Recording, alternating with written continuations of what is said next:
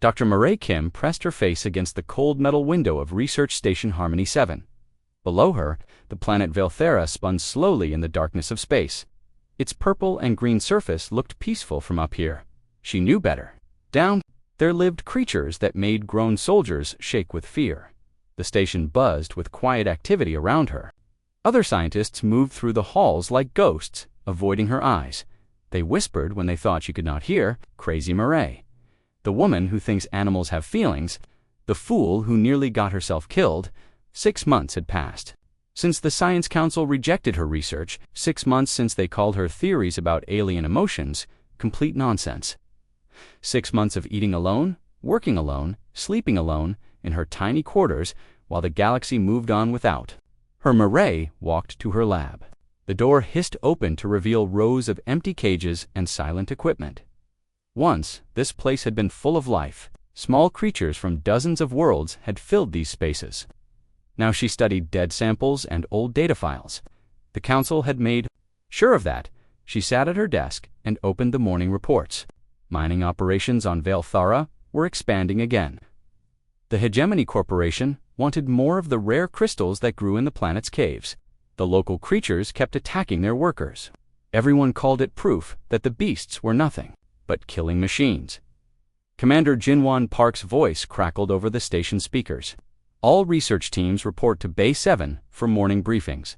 Specimen collection begins in 1 hour. Murray sighed. She was not supposed to go on collection missions anymore. Too dangerous, they said. Too unpredictable. But today, they needed extra hands because half the team was sick with Alterian flu. She grabbed her field kit and headed for the transport bay. His head, when she approached Murray, "You should not be here," he said quietly. "You know what happened last time? I need samples for my protein analysis," she replied. "Dead tissue only tells us so much." Hyunwoo frowned. "The commander will not be happy. The commander needs results. I can get them." The transport ship descended through Velthara's thick atmosphere. Through the windows, Murray watched the landscape change from purple clouds to green forests. Ancient trees stretched toward the sky like giant hands. Crystal formations sparkled in the sunlight. It was beautiful and alien and completely hostile to human life. "Landing in Sector 12, announced the pilot. "Watch for movement in the trees. 3 mining teams have gone missing in this area." The team spread out across the forest floor. Murray worked alone as always. She collected soil samples and plant specimens while staying alert for signs of danger. The Veltharans could move without sound when they wanted to. Many humans had learned this lesson too late. 2 hours passed in peaceful silence. Then Murray heard something that made her blood run cold. A low, pained sound echoing through the trees. Not human, not any creature she knew, but definitely suffering. She should have called for backup, should have reported the sound and waited for armed security. Instead, she followed it deeper into the forest. The sound grew louder as she pushed through thick bushes and climbing vines. Her scanner showed no life signs, but that meant nothing. Veltharan biology was too different for human instruments. To read properly, she found the source in a small clearing surrounded by tall crystal formations. A young Veltharan lay trapped in a metal snare, its leg caught between sharp wires. The creature was smaller than the adults she had seen in video files, probably not even fully grown. But it was still twice her size. The Veltharan's hide was deep blue-black, like the space between stars. Crystal spines ran along its back, glowing with soft light. Its eyes were completely black, with no visible pupils. Every piece of training told her to run these creatures had killed hundreds of humans. They were fast, strong, and completely without mercy. The smart thing to do was call security and let them handle it. But the creature did not attack. To pull its leg free from the snare, blood ran down its scales where the metal had cut deep. The crystal spines on its back flickered with dim, sad colors. Murray had seen those same colors in her lab studies. In tissue samples taken from dead Veltharans, she had always wondered what they meant. Now she knew. Pain, fear, the same emotions any trapped animal would feel. She took a step closer. The creature's eyes tracked her movement, but it did not growl or show its teeth. It just watched her with those deep black eyes that seemed far too intelligent for a simple beast. "Easy," she whispered. though she knew it could not understand human words. "I want to help." Hegemony hunters used them to catch Veilthrons for their crystal spines. The wires were designed to tighten when the victim struggled, causing maximum pain and damage. This young creature had been fighting the trap for hours. Myrrhe knelt beside the snare. The Veiltherin could have killed her with one swipe of its massive claws. Instead, it held perfectly still as she examined the metal wires. Up close, she could see how young it really was, barely more than a hatchling by Veilthron standards. "This is going to hurt," she said softly, "but I need to cut these wires." She pulled out her plasma cutter and began working on the snare. The metal was tough, designed to hold creatures much stronger than humans. The Veilthorn whimpered as she worked, but it never tried to pull away. When the last wire snapped, the creature's leg came free. Blood flowed from deep cuts, but nothing looked broken. Myrrhe reached into her medical kit and pulled out synthetic bandages. She had no idea if human medicine would work on alien biology. She had to try. The Veiltherin let her wrap its wounds without resistance. When she finished, it tested its weight on the injured leg. Then it did something that changed everything. Myrrhe thought she knew about these creatures. It touched her hand with one massive claw, gently, carefully. The crystal spines on its back flashed with warm golden light. "Thank you," those lights seemed to say. "I understand what you did for me." For a moment, human and alien looked at each other in perfect understanding. Then the sound of approaching voices broke the spell. The collection team was looking for her. The Veiltherin melted back into the forest without a sound. But not before those black eyes met hers one more time. Myrrhe knew this would not be their last meeting. "Myrrhe," Hyan Wu's voice called through. "The trees. Where are you?" She quickly packed her medical supplies and called back, "Here, just finishing my collection." When the team found her, she was calmly gathering plant samples as if nothing had happened. But her hands shook slightly as she worked. Everything she had been taught about Veiltherins was wrong. They were not mindless beasts. In the galaxy, who knew it? The transport ride back to the station passed in silence. Myrrhe stared out the window at the forest below and wondered if her new friend was safe. She did not notice Commander Park watching her from across the cabin. Had happened down there. Something Myrrhe was not reporting. And that made her more dangerous than ever. 3 weeks had passed since Myrrhe found the wounded Veiltherin in the forest. Every night, she dreamed of those intelligent black eyes and the gentle touch of massive claws. During the day, she tried to focus on her official research, but her mind kept wandering to questions no one else seemed to ask. The station's library held thousands of files about Veiltherin attacks, videos of mining equipment destroyed by crystal claws. But nowhere could she find studies about their behavior, their social structure, or their intelligence. It was as if the entire galaxy had decided these creatures were nothing but killing machines and refused to look deeper. Myrrhe sat in her empty lab, staring at tissue samples under her microscope. The crystal spine fragments showed complex cellular structures unlike anything in known biology. These were not simple weapons. They were sophisticated organs capable of producing light, heat, and probably much more. Her computer chimed with an incoming message. Commander Park's face appeared on the screen, his expression stern as always. "Dr. Kim, report to my office immediately." The walk to the commander's office felt longer than usual. Other crew members stopped their conversations when she passed. Word traveled fast on a small station, and everyone knew she was in trouble. Again, Commander Park's office overlooked the planet below. Through the wide windows, Veilthara's purple clouds swirled in endless patterns.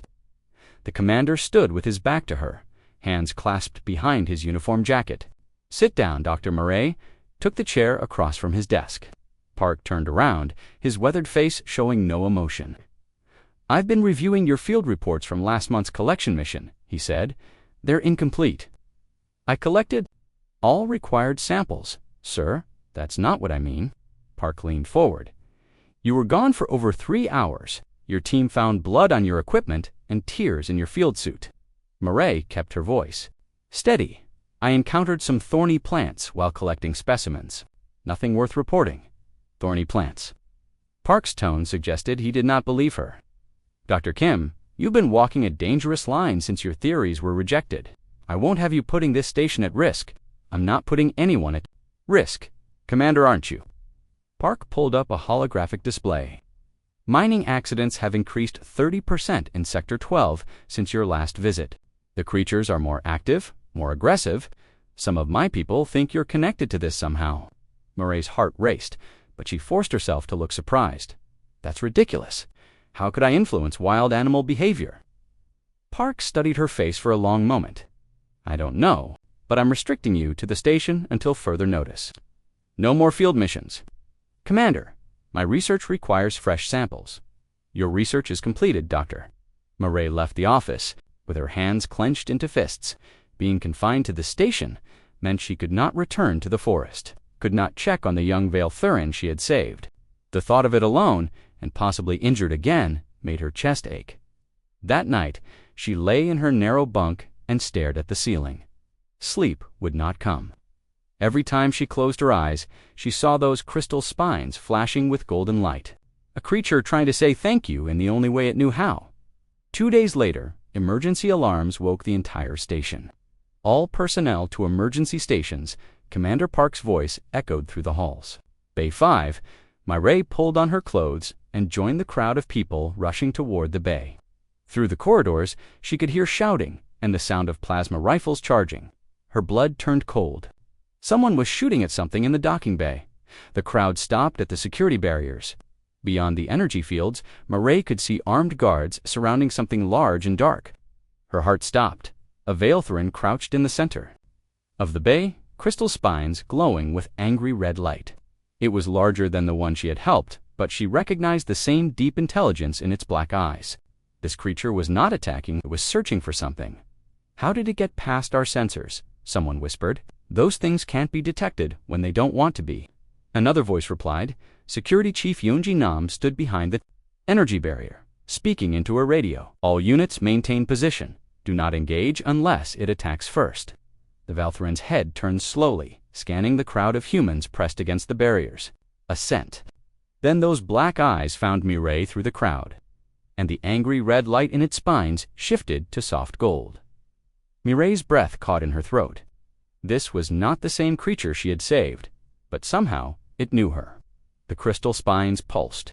In a rhythm she had seen before, the same pattern the wounded Vaeltherin had shown when she bandaged its leg. The creature took a step toward the barriers. Security guards raised their weapons, but Chief Nam held up a hand to stop them. The Vaeltheron spines continued their golden pulse as it stared directly at Murat.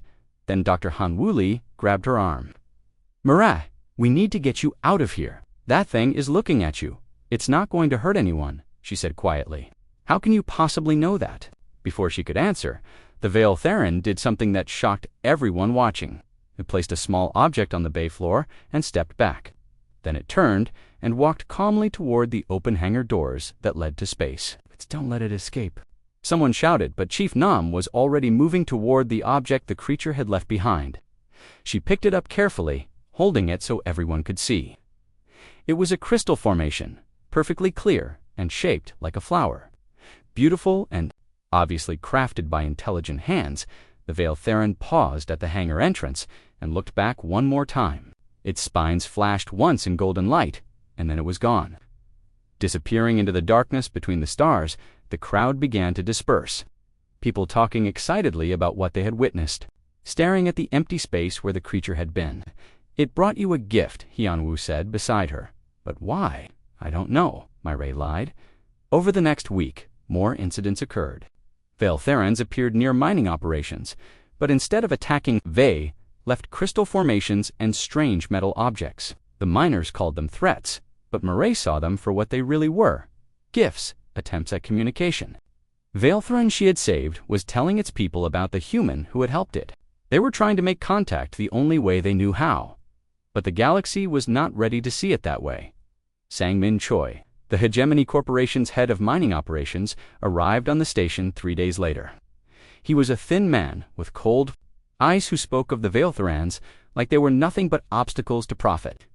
These creatures are becoming bolder, he told Commander Park, during a meeting Murray was not supposed to overhear. My workers are afraid to enter the deep caves. Production is down 40%. We're doing everything we can to control the situation, Park replied. Control it, Choi laughed harshly. Commander, the only way to control wild animals is to eliminate them.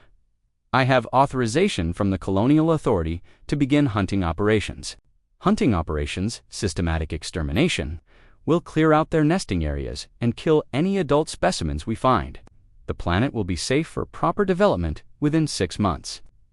Murray pressed herself against the wall outside the conference room, her heart pounding.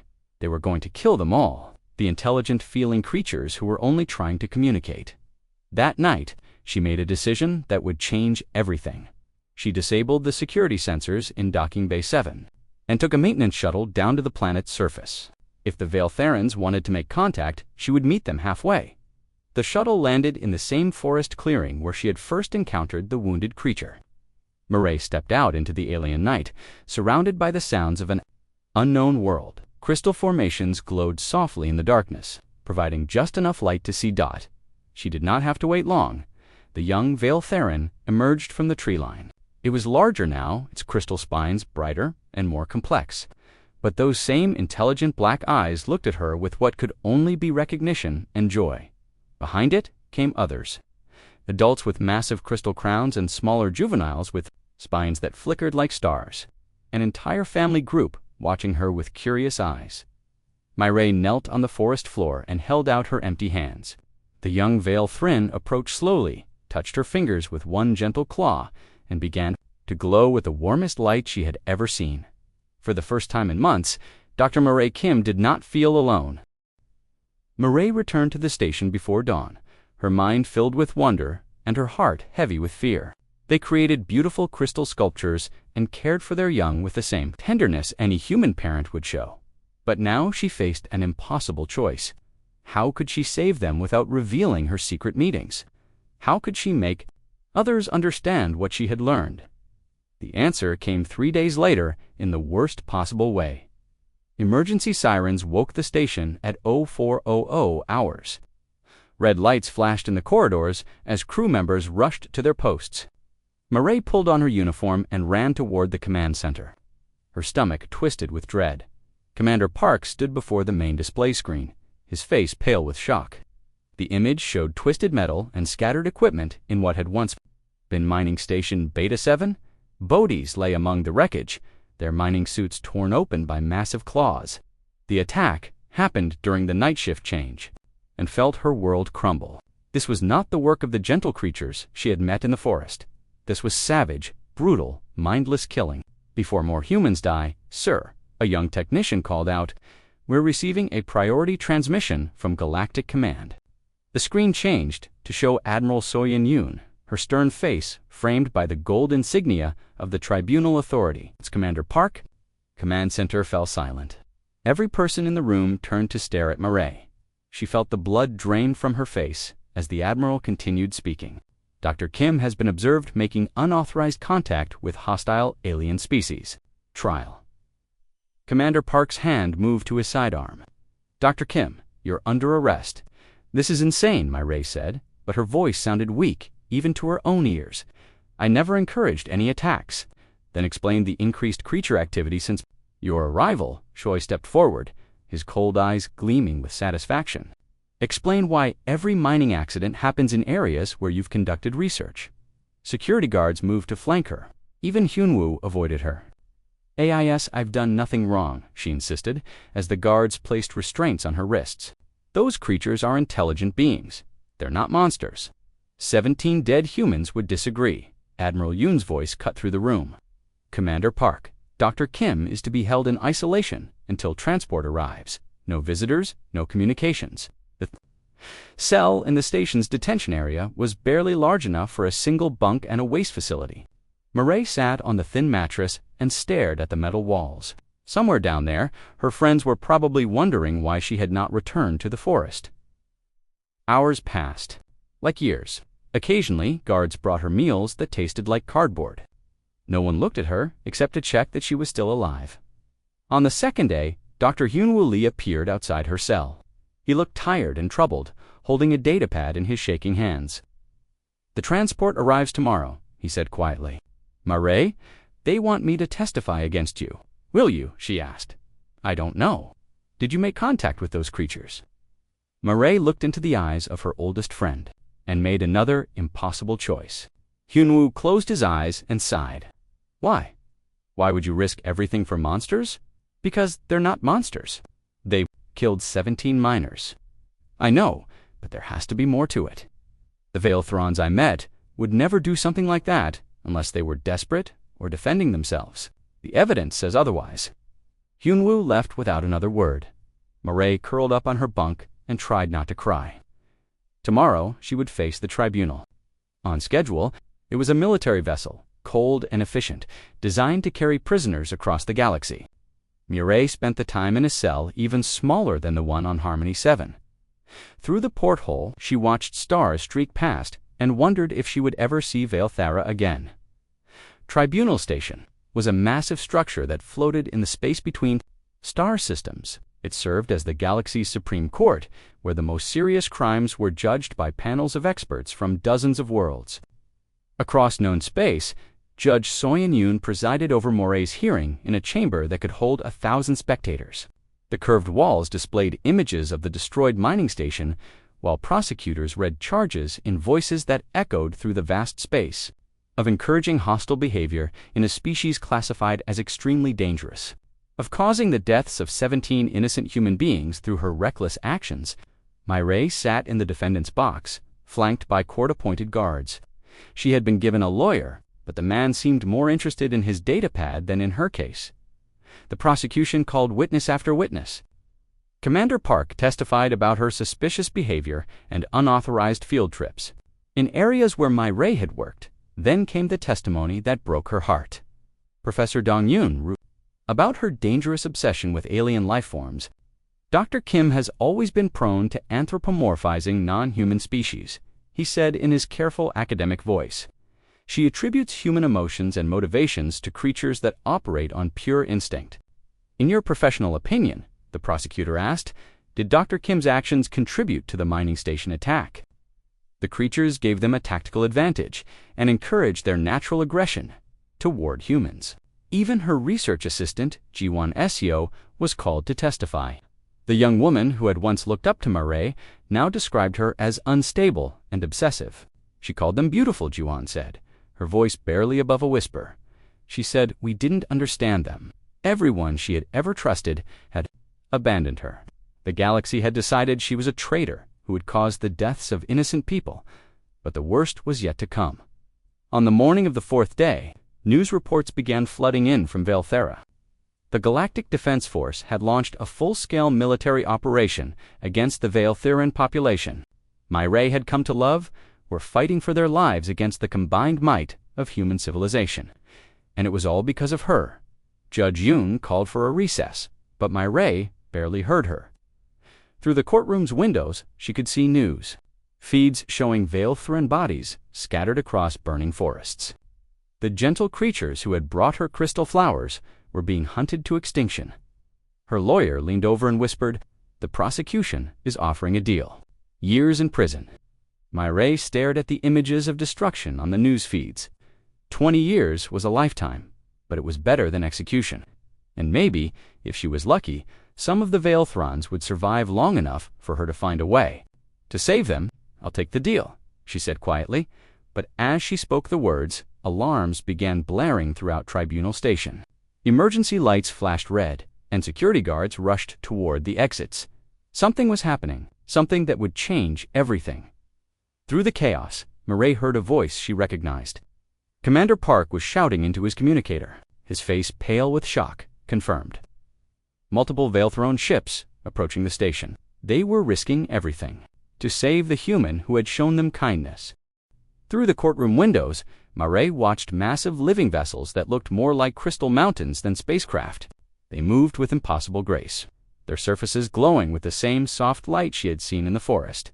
Judge Yoon's voice cut through the chaos. All civilians to emergency shelters, military personnel to battle stations. But Murray could not move. She stared at the alien ships and felt her heart breaking. These creatures had come to save her, not knowing they were flying into the teeth of the galaxy's most powerful military force. Admiral Min Jae Kim's face appeared on every screen. In the station, Murray gasped when she saw him. Her older brother, the war hero she had not spoken to in 5 years, now commanded the fleet that would destroy her friends. "Attention alien vessels," Minja's voice echoed through the station. "You are in violation of galactic space. Surrender immediately or face destruction." The Veiltheran ships did not respond with words. Instead, their crystal hulls began to pulse with complex patterns of light. Murray recognized some of the sequences from her time in the forest. They were trying to communicate, to explain why they had come. But the human fleet saw only hostile aliens threatening a civilian station. "Open fire," Admiral Kim ordered. Plasma cannons erupted from a dozen warships. The energy beams struck the Veiltheran vessels and were absorbed harmlessly into their crystal hulls. The aliens had technology beyond human understanding, but they used it only for defense. One Veiltheran ship moved closer to the station. Its hull opened like a flower, revealing the creature inside. Murray's breath caught when she recognized the young Veiltheran she had saved in the forest. It had grown enormous, its crystal spines now bright enough to light up the darkness of space. General Kyung Ho Jung's voice crackled over the military channels. "Ground assault teams prepare for boarding action. We have confirmation that these creatures can survive in vacuum." Murray watched in horror as armored soldiers prepared to fight her friends hand to hand. The Veiltherans were powerful, but they were vastly outnumbered. This would be a massacre. Security guards dragged her toward the emergency shelters, but she fought against their grip. "You don't understand. They're here for me. If you let me talk to them, they'll leave peacefully." "The prisoner will be silent," Judge Yoon commanded. "Remove her from the chamber." As they pulled her away, Murray saw her brother's fleet closing in on the Veiltheran ships. Explosions lit up space as human weapons met alien defenses. Some of the creatures were already wounded, their crystal spines dimming as they struggled. To maintain their shields, the detention level was chaos. Alarms blared constantly while prisoners shouted and guards ran between cells, listening to the sounds of battle above her head. Then the lights went out. Emergency power flickered on a moment later, casting everything in red shadows. Through the station's hull, Murray could hear the grinding sound of metal being torn apart. Something was cutting through the outer bulkheads. Her cell door exploded inward. Through the smoke and sparks, a massive shape filled the doorway. The young Veiltheran she had saved looked down at her with those familiar black eyes. Its crystal spines glowed with warm golden light that said everything without words. "You came from me," Murray whispered. The creature gently took her hand in one massive claw and led her through corridors filled with wreckage. Other Veiltherans moved through the station like living shadows, their crystal spines providing the only light. They caused no unnecessary damage and harmed no humans who did not attack them first, but the human defenders did not understand. They saw only monsters invading their safe space. "All units converge on detention level." General Jung's voice echoed through the halls. "The creatures are attempting to rescue the traitor." Murray and her rescuer reached the outer hall where a Veil ship waited. But as they approached the docking tube, human soldiers rounded the corner behind them. Captain Sung Min-oh led a squad of heavily armed Marines, their plasma rifles charged and ready. "Stop right there," Creature O shouted. "Release the prisoner and surrender." The young Veiltheran placed itself between Murray and the soldiers. Its spines flared with warning colors, but it made no aggressive moves. It was trying to protect her without starting a fight.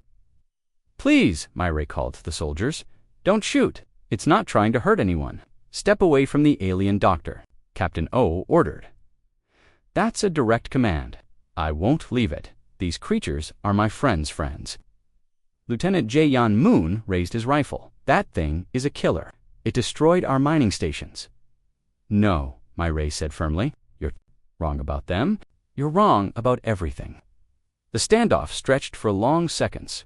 Then Admiral Kim's voice rang out behind the soldiers. "Stand down, Captain. Let me handle this." Murray's brother walked through the ranks of Marines, his admiral's uniform, torn and burned from the fighting. His face showed no emotion as he looked at his sister standing beside the massive alien. "Hello, Murray," he said quietly. Min-jae had not spoken his name in years. "Please don't do this. They're not what you think they are. They've killed hundreds of humans. destroyed civilian settlements, started a war. Because we attacked them first, we invaded their world, stole their resources, treated them like animals. They're only defending. Step away from the creature, sister. That's an order. I won't. Then you'll die with it. The young Veiltharan seemed to understand the threat. Its spines blazed with angry red light as it prepared to fight for Marae's life. Other Veiltharans emerged from the ship behind them, ready to protect their human friend. The Marines raised their weapons. The aliens prepared to charge, and Marae stood in the middle, knowing that whatever happened next would determine the fate of two species. Above them, the battle raged on. Human ships fired everything they had at the remaining Veiltharan vessels, but the creatures fought only to survive, to rescue the one human who had shown them kindness. Defense Minister Johann Bay's voice echoed through the station. All units focus fire on the largest alien vessel. Bring it down now. Through the hole, Marae could see the massive mothership that carried the Veiltharan families, children and elders who had never harmed a human in their lives. The ship's crystal hull was cracking under the assault, its light beginning to fade.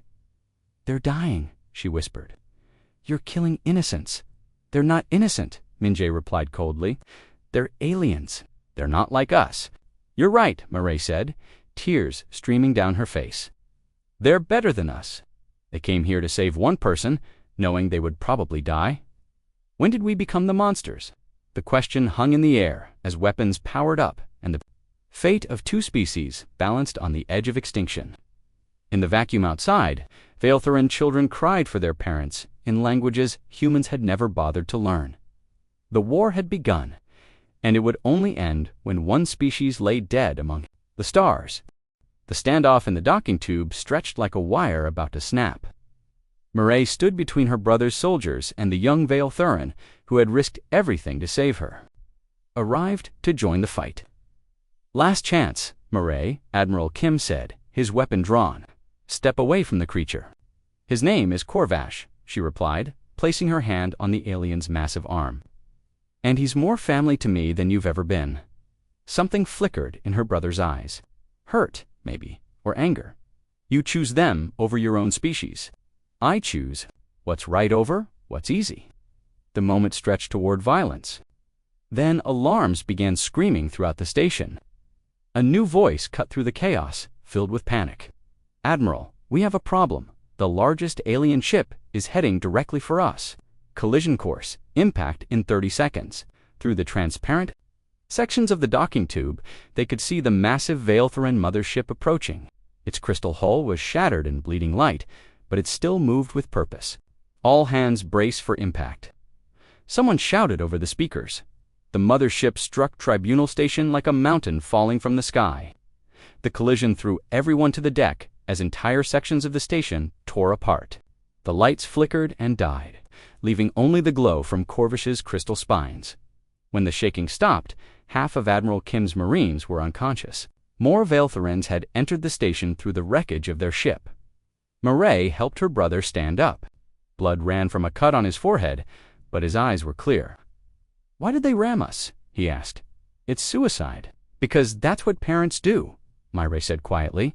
"They sacrifice themselves to save their children." Through the broken hull, they could see Veiltharan families emerging from the wreckage. Adults used their own bodies to shield the young ones from flying debris. Elders who could barely move still tried to help others reach safety. They were not the savage beasts of human propaganda. They were people, faced with the same impossible choices any human family would face. Captain O struggled to his feet and reached for his fallen rifle. "They're still the enemy," he gasped, "still dangerous." But before he could raise the weapon, a new sound echoed through the station. It was Corvash, making a noise Marae had never heard before. A low, mournful call that seemed to come from the depths of his soul. Other Veiltharans answered from throughout the station. Adults and children, wounded and dying, all adding their voices to the song. It was beautiful and heartbreaking and completely alien, but somehow every human who heard it understood what it meant. They were saying goodbye. Corporate Enforcer Wu Junli appeared at the end of the corridor, flanked by private security troops. His expensive suit was torn and dirty, but his eyes burned with cold fury. "Admiral Kim, I'm taking command of this situation under emergency corporate authority." Lee raised a military-grade plasma cannon that includes the traitor who caused this mess. The weapon hummed to life, its barrel glowing with deadly energy. Follow you into hell. Time seemed to slow. Marae saw the Enforcer's finger tighten on the trigger. She saw her brother reaching for his sidearm too far away to help. She saw the other Veilthrons turning toward the threat, but they were too distant to intervene. Then Corvash moved. The young Veilthron threw himself forward, his massive body covering Marae completely. The plasma blast meant for her struck him. In the chest, boring through crystal spines and alien flesh, silver blood sprayed across the corridor walls as Corvash collapsed. No! The plasma had burned a hole clean through his torso. Silver blood pooled around them both, shining like liquid starlight. Corvash's crystal spines flickered weakly. He tried to lift his head, but the effort was too much. Those intelligent black eyes found hers one last time, and she saw everything he could not say. Gratitude for the kindness she had shown, sadness that their friendship had to end this way, love that transcended species and language and all the barriers the galaxy had built between them. "You saved me," she whispered, her tears mixing with his silver blood. "You saved me again." The other Veilthrons began to arrive, drawn by their pack members' distress. But they did not attack the humans who had caused this tragedy. Instead, they surrounded Corvash and Marae, their crystal spines pulsing in slow, synchronized patterns of grief. Even the human soldiers stood transfixed. They had expected rage, violence, the mindless fury of beasts seeking revenge. Instead, they witnessed something that challenged everything they thought they knew about these creatures. The Veilthrons were mourning, not just for Corvash, but for all the misunderstanding and violence that had led to this moment. Their spines created a symphony of light that spoke of loss and hope, and the dream of peace that might have been. Admiral Kim lowered his weapon and stared at the scene before him. For the first time, he saw the aliens as his sister had always seen them. Not as monsters, but as people. Different people, strange people, but people nonetheless. "Stand down," he ordered his troops. "All weapons. Down." Combat medic Sumin Kim pushed through the crowd and knelt beside Corvash. She had treated hundreds of battle wounds, but nothing had prepared her for alien biology. Still, she tried to stop the bleeding, her hands working desperately to save a life that defied everything she knew about medicine. Said quietly, "I'm sorry, there's nothing I can do." Corvash's breathing grew shallow, his crystal spines dimmed to barely visible sparks. But with his last strength, he reached out and touched Marae's face with one gentle claw. The gesture said everything that words could not. Then the light in his spines went out forever. Marae held her friend's massive head in her lap and wept. Voices, even hardened soldiers, found themselves crying for a creature they had been taught to hate. The silver blood on Marae's hands began to glow brighter as it cooled.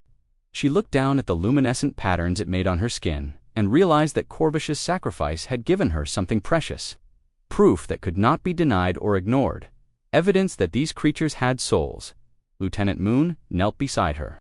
"I don't understand," he said. "Why did it save you? We're the enemy." "No," Marae said, her voice steady despite her grief. "We're family." He knew that even when we didn't. Across the corridor, Wujin Lee raised his plasma cannon again. Enough. Of this sentiment, these creatures are still a threat that needs to be eliminated. But this time, he found himself facing not just Veilthrons, but human soldiers as well. Men and women who had witnessed something that changed their understanding of what it meant to be alive in this galaxy. "Lower your weapon," Admiral Kim commanded. "That's an order." "Us all, maybe," Minjae replied, looking down at his sister cradling the dead Veilthron. "But they'll do it with more honor than we've shown them." The battle was over. 1 year later, Dr. Marae Kim stood in the center of New Harmony, the first joint human Veilthron settlement on the planet that had once been a battleground.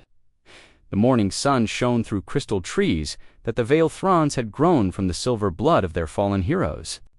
At the heart of the settlement rose a memorial made from Corvash's own crystalline spines, its light visible from orbit. The memorial bore a simple inscription in both human letters and Veilthron light patterns. "Here lies one who showed us that family is not about blood or species, but about love that transcends all boundaries." Children played in the shadow of the memorial. Human children and young Veilthrons, their laughter mixing in the alien air. They had learned each other's languages naturally, the way children always do. To them, the differences between species were just interesting facts, not barriers to friendship. Mireille watched them play and smiled. The galaxy had changed so much since that terrible day on Tribunal Station. The footage of Corvish's sacrifice had spread across every world in human space. People saw the silver blood, heard the Velthuran songs of mourning, and finally understood what they had been fighting. Admiral Min-jae Kim approached the memorial. His admiral's uniform replaced by the simple clothes of a civilian administrator. He had resigned his commission after the battle, choosing to help build peace instead of wage war. The morning reports came in, he told his sister. 3 more worlds have voted to establish Velthuran protection zones, and the Science Council wants to fund your new research project. Corvash would have liked that, Mireille said, touching the warm crystal of the memorial. He always wanted us to understand each other better. They stood in comfortable silence for a moment, watching the children play. Then a familiar sound made them both turn. A group of adult Velthurans was approaching, their crystal spines glowing with patterns of greeting and respect. At their head walked Neon, the Velthuran who had become Mireille's closest friend and research partner. She was one of Corvish's pack sisters, and her spines bore the same silver markings that had made him unique. Through patient work, Mireille had learned to read the complex light language that the Velthurans used for deep communication. Of Elders has made their decision. Neon's spines pulsed in carefully measured patterns. We accept the humans' proposal for joint exploration of the outer systems. Our ships will carry your people to new worlds. And in return, Mireille asked, though she already knew the answer. We learn together. We grow together. We ensure that no species faces the darkness alone. The arrangement was revolutionary. Velthuran bioships could travel distances that human technology could barely imagine. Their living hulls could adapt to any environment, turning the journey between stars into a comfortable experience rather than a desperate race against time and resources. In exchange, human engineering and manufacturing capabilities would help the Velthurans rebuild their devastated world. But more importantly, they would face the unknown galaxy as partners rather than enemies. A young Velthuran approached the group, moving with the careful steps of adolescence. This was Sarang, one of Corvish's offspring. The name meant love in Korean. Chosen by Mireille when the hatchling had first emerged, bearing its parents' distinctive silver markings, Sarang had never known fear of humans. To this young creature, Mireille was simply another member of the family. The bond that had begun with Corvish's sacrifice had passed to the next generation, stronger and more natural than ever. Teacher Mireille Sarang's spines flickered in the rapid patterns that young Velthurans used among friends. The human children want to see the deep caves. May we take them to the crystal gardens, as long as their parents agree, Mireille replied in the same light language. Her own hands wore translator devices that converted her thoughts into the appropriate crystal patterns. And remember to stay away from the unstable formations in Sector 7. Sarang's spines brightened with excitement as the young Velth bounded away to collect the human children. Watching them go, Mireille felt a deep satisfaction. This was what Corvash had died for. Not just her life, but the possibility of a future where their species could truly be family. Former prosecutor Jungwon Shin arrived from the human section of the settlement. Carrying a datapad filled with legal documents, the man who had once tried to convict Mireille of treason now served as her legal advisor, helping to draft the complex treaties that governed interspecies cooperation. The colonial authority has approved your request, he said, offering her the pad. You now have full authorization to establish research stations on any world where Velthurans are willing to serve as guides. Mireille scrolled through the documents, noting the seals and signatures of officials who had once considered her a dangerous traitor. Public opinion had a way of changing minds, especially when backed by evidence that could not be ignored. What about the military restrictions? She asked, lifted. Admiral Kim's testimony convinced the Defense Committee that Velthurans pose no threat to human settlements. In fact, they're recommending joint training exercises for our defense forces. It was almost too good to believe. A year ago, the galaxy had been on the brink of genocide. Now, humans and Velthurans were planning to explore the universe together. But the real victory was smaller and more personal. It was in the laughter of children who saw no difference between human and alien friends. It was in the Veiltherin songs that now included human melodies. It was in the crystal gardens where both species worked together to grow beauty from the ashes of war. As the day wore on, more settlement residents gathered around the memorial. Humans and Veiltherans, adults and children, all drawn by the soft light that emanated from Corvish's crystalline remains. Someone began to sing a song that had become popular throughout the settlement. It told the story of a young scientist who befriended a wounded creature and how that friendship had changed. The galaxy. The song was in both languages, with human voices carrying the melody while Veiltherin crystallite provided harmony. It was beautiful and strange and completely impossible according to every rule the galaxy had once lived by. As the sun set over New Harmony, Mireille placed her hand on the memorial one more time. The crystal was warm to the touch, pulsing gently, with stored light. Sometimes she imagined she could feel Corvish's presence in that warmth, watching over the settlement he had died to protect. "Thank you, old friend," she whispered, "for showing us that love is stronger than fear, that understanding is more powerful than hatred. That family is not about what we are, but about who we choose to protect." The memorial pulsed brighter for a moment, as if responding to her words. Then it settled back into its steady glow, a beacon of hope that would shine for generations to come. In the distance, a Veiltherin bioship lifted off from the settlement's spaceport. Its crystal hull glowed with patterns that wished safe travels and swift return. Inside, human and Veiltherin explorers worked side by side, preparing to discover new worlds that neither species could have reached alone. The galaxy was vast and full of wonders, but it was no longer empty of friendship because of one creature's sacrifice and one woman's refusal to accept that monsters could not become family. The stars themselves had become a little less cold. Mireille Kim walked home through streets where human houses stood beside Veiltherin crystal growths, where children of two species played games that borrowed rules from both cultures, where the future was being written in languages of light and sound and love. She called the beast her kin, and in the end, the galaxy learned that she had been right all along.